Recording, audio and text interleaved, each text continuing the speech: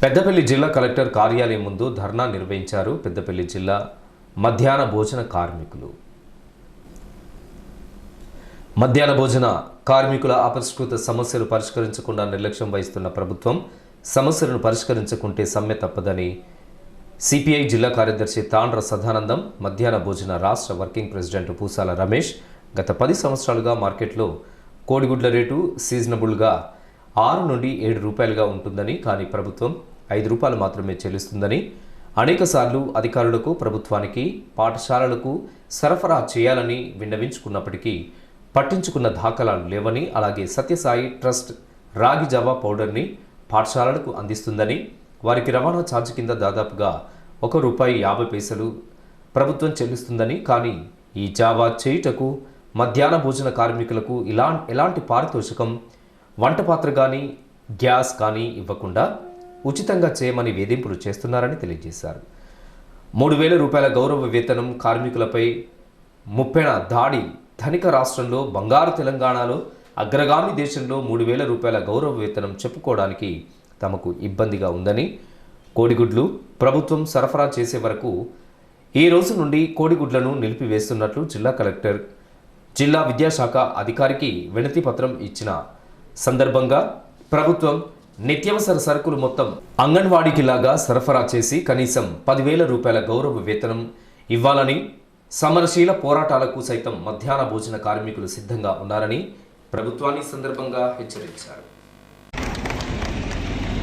ఈరోజు మధ్యాహ్న భోజన రాష్ట్ర కమిటీ పిలుపు మేరకు మరి తెలంగాణ రాష్ట్రంలో 33 జిల్లాలలో మరి కలెక్టరేట్ కార్యాలయం ముందు ధర్నాలు నిర్వహించి మరి జిల్లా కలెక్టర్ గారులకు, డిఓ గారులకు మరి వినతిపత్రం ఇవ్వడం జరుగుతుంది.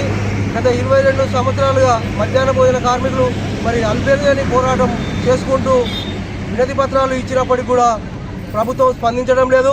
మరి సత్యసాయి ట్రస్ట్ ఇస్తున్న రాగి పౌడర్ను మరి మధ్యాహ్న భోజన కార్మికులకు ఎలాంటి పారితోషికం లేకుండా, మరి వంటపాత్ర ఇవ్వకుండా, గంజులు ఇవ్వకుండా మధ్యాహ్న భోజన కార్మికులే చేయాలి అని మరి నిబంధన పెడుతున్నారు. మరి కోడిగుడ్లు సమస్య కూడా విపరీతంగా ఉంది. మేము గత ప్రభుత్వాన్ని నుండి ఇప్పటి వరకు అనేక సార్లు విన్నవించుకున్నప్పటికీ కార్మికులను పట్టించుకున్నది లేదు. 5 రూపాయలు ఇచ్చుకుంటూ మీ మార్కెట్లో ఎంతున్నా పెట్టాలని మధ్యాహ్న భోజన కార్మికులను అధికారులు వేధిస్తున్నారు. మరి ప్రభుత్వం మొన్న ఏదైతే కాంగ్రెస్ ప్రభుత్వం ఉందో అది రాగానే మరి ముఖ్యమంత్రి రేవంత్ రెడ్డి గారు సీఎంగా ప్రమాణ స్వీకారం చేసిన తెల్లారే మధ్యాహ్న భోజన కార్మికుల సమస్యలు పరిష్కరిస్తా, మధ్యాహ్న భోజన వ్యవస్థ అస్తవ్యస్తంగా ఉంది. మరి ఆ సీఎం అల్పాహార పథకం ఏంటిది, వీళ్ళ మెస్ బిల్లులు ఏంటిది, వీళ్ళ జీతభత్యాలు ఏంటి తెలుసుకొని మీరు ఖచ్చితంగా దీన్ని ఒక మంచి మార్గంలో నడిపిస్తా అని చెప్పిండు. మరి ఆయన కూడా మళ్ళీ మాట తప్పి స్వచ్ఛంద సంస్థలకు ఇస్తాం, చేయండి లేకుంటే లేదా అనే ధోరణిలో మాట్లాడిండు. మరి ప్రభుత్వం మొండి వైఖరి చూపిస్తే రానున్న రోజుల్లో మేము ప్రభుత్వాన్ని కోరేది ఒకటే, మధ్యాహ్న భోజన కార్మికులకు అంగన్వాడీస్కి అయితే ఎలాగ నిత్యావసరాలు మొత్తం ఇస్తున్నారో అట్లా ఇచ్చి కనీసం ₹10,000 అడుగుతున్నాం. మేము కొంతమ కోరికలు కోరతలేం, బిఏలు ఇవ్వంటలేం, డిఏలు ఇవ్వంటలేం.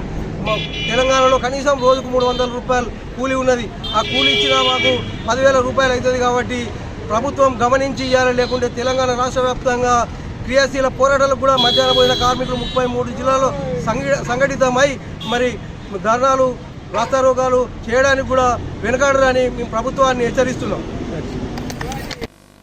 కార్యక్రమంలో గొల్లపల్లి రజిత, కళావతి, నూనెటి రాధమ్మ, సుల్తాన్పూర్ రేణుక, రాజ్ కుమార్ తదితరులు పాల్గొన్నారు.